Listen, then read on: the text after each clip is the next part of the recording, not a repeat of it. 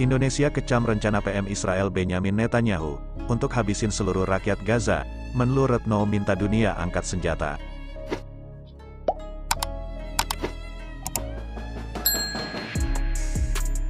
ולכן אני אומר, בעזה כולם בלי יוצא מן הכלל מחבלים, בני כלבים, צריך למוטט אותם, להרוס אותם, מבחינתי להרוג את כולם, לעשות את הכל אבק.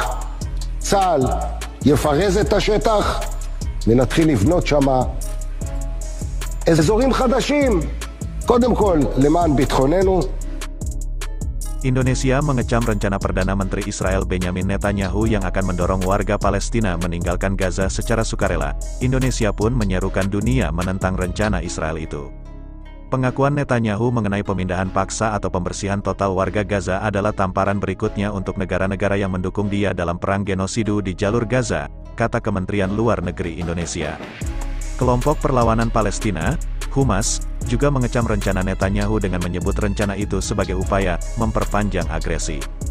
Rakyat Palestina tak akan membiarkan rencana apapun yang bertujuan melenyapkan perjuangan atau mengeluarkan mereka dari tanah dan tempat sucinya, kata Menteri Luar Negeri RI Ibu Retno Marsudi.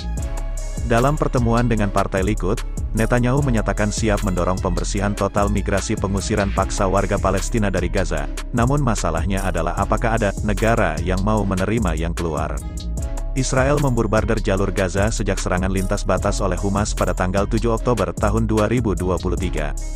Serangan Israel itu telah membuat sedikitnya 20.424 sipil gugur, yang sebagian besar perempuan dan anak-anak, serta melukai 54.036 orang.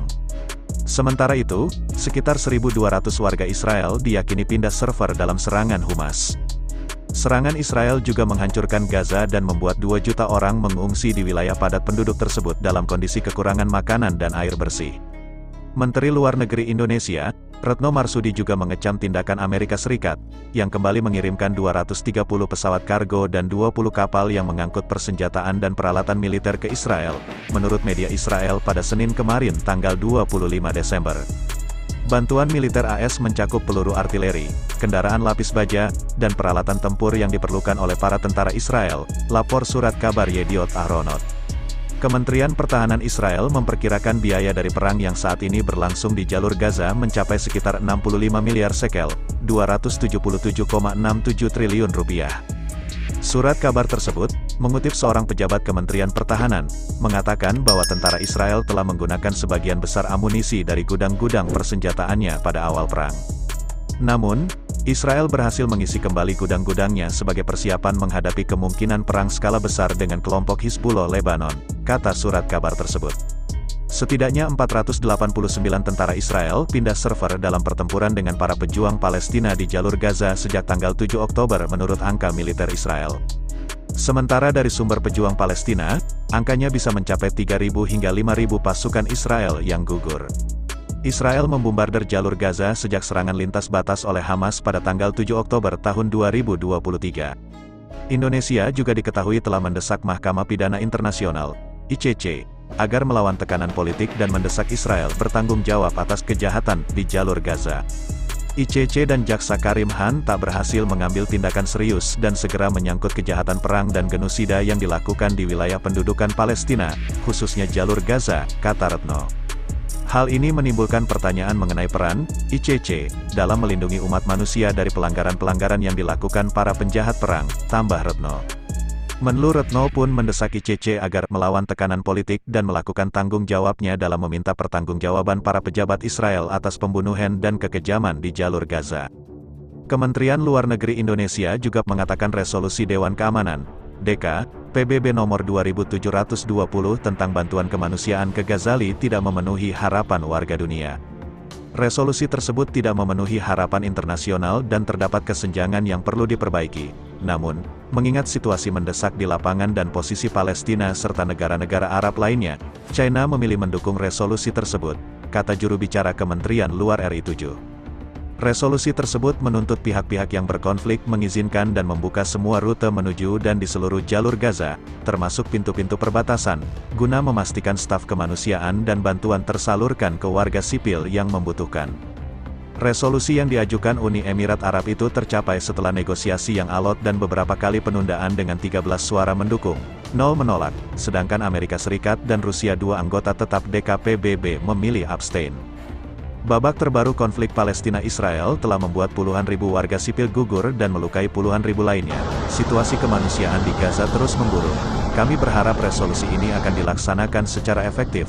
Lebih banyak bantuan kemanusiaan akan mencapai Gaza sesegera mungkin dan mekanisme pemantauan akan dibentuk, ujar Menlu Retno. Meskipun begitu, menyebut gencatan senjata tetap menjadi prioritas dan prasyarat mutlak dalam segala hal. Indonesia akan terus bekerja sama dengan semua pihak untuk meningkatkan koordinasi dan menggalang tindakan yang lebih efektif di DKPBB untuk melakukan upaya tanpa henti demi penghentian konflik di Gaza, penerapan solusi dua negara serta perdamaian dan stabilitas di Gaza, ucap Retno. Resolusi 2720 tersebut berisi desakan langkah-langkah untuk memungkinkan akses kemanusiaan yang aman, tanpa hambatan, dan diperluas ke Gaza dan kondisi penghentian pertempuran yang berkelanjutan.